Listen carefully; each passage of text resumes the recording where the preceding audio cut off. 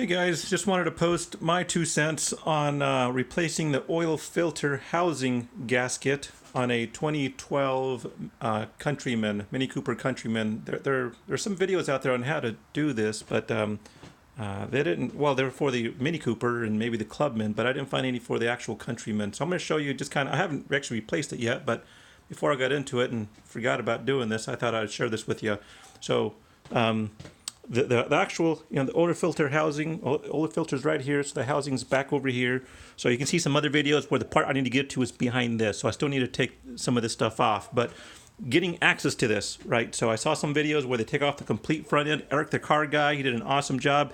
He took the whole front end off. I don't know how he did all that. There's some wires, I don't know how to disconnect them. And there's this hose here that, I didn't want to disconnect all that stuff. So I'll show you how I did it real quick. I tried gaining access to these screws. The problem is this heat shield right here. There's these screws. You're not going to be able to see them in this video because it's just too dark, I guess. That screw right over there, it's impossible to get to. You can't get your hands inside either way. I can maybe barely take it off, but there's no way I'm putting it back on. So I started undoing the front end, right, this entire front end. So what you do, you can see it's just kind of sagging right now. You have to replace. You start with the fabric stuff underneath the wheel well, the fabric stuff. Then you take this mold piece off. You can't take this mold piece off here until you have the fabric off. So that's the fabric right there. That's the molding piece that goes on top. So replace the fabric first. Then you'll gain access to all the little clips to take this piece off. It's not that hard. The hardest part is when you get to the front to take this off, to take that mold piece off. They go in right here, right? So you just have to kind of, there's little tabs that go inside here. There's 3 of them. You have to stick your fingers kind of way back over here and kind of pry them and pull the this is all plastic, so pull that off. That was kind of a little bit tricky, made me nervous. I don't want to break anything, but nothing broke. Then after that, it's pretty simple. There's just a bunch of electrical stuff. Some of the electrical stuff, like this little wire here, I can't figure out, this one right here, I can't figure out where it goes to or disconnect it, right? So I have no idea what it goes to, but I can't disconnect it. You got the radiator hoses over here. That was pretty simple to disconnect. Everything on this, I was trying to disconnect all the electrical for this thing, but I found it easier just to take the whole windshield reservoir, fluid reservoir off and just hang it up with a bungee. Then once I took it off, I did. So the only thing that's connecting right now is this hose right here, and that one electrical. And I can't figure out. I don't want to undo that, and I didn't know how to undo that. So once you pull it off, there's 2 bolts here.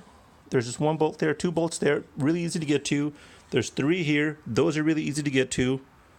You can see that that goes inside here, and those 2 just go right up inside these holes up here. Those are really simple to get to. Same thing on this side. You have 3 up here, and then 2 down there. 1, 2. That's all really simple to get to. So once you do that, the whole thing pops off. These hoses are pretty simple to. This hose goes here. These 2 just made up there. All that was pretty simple to get to. I did have to take off the reservoir and the headlights. It's really not that hard to take it off. I'm glad I have these bungees to hold it up. So right now it's just kind of holding on these bungees just so I can gain access. Now I have plenty of room to take all this stuff off to gain access to it. So hopefully that helps you guys that are trying to do this job yourself. I ordered parts from Detroit. Something or other.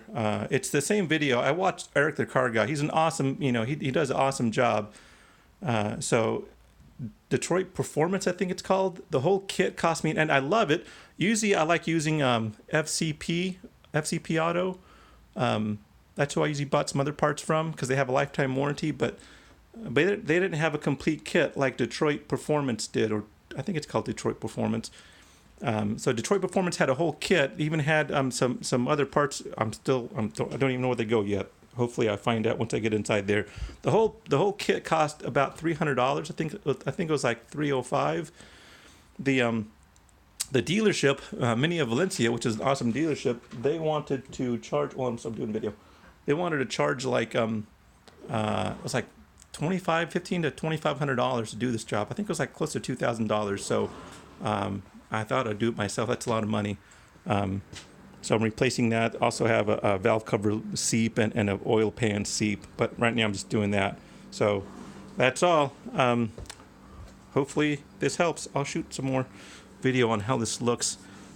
This pan here, I actually just bought. This is a pan for mixing concrete at Home Depot. Costs like maybe $15 or so. So it's oh yeah, so you will have to undo this little frame bolts here just to get this little. It's like a little piece of I can't shoot it. There's some stuff over here. You can see it right there. Yeah, so this needs to be moved out of the way. Yeah, that's all there is to it. All right, that's it.